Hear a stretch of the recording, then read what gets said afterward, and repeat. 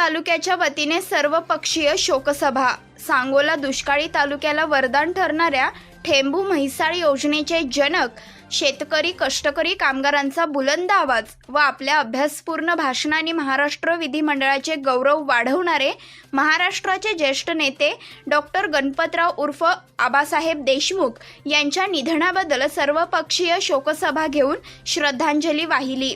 यावेळी माजी आमदार विलासराव जगताप साहेब भाजपा, पोलीस निरीक्षक कोळी साहेब जत पोलीस ठाणे, श्रीयुत अजित पाटील साहेब रासप, श्रीयुत दिनकर पतंगे साहेब शिवसेना, संजयजी कांबळे साहेब आरपीआय, युवा नेते विक्रम ढोणे हे उपस्थित होते।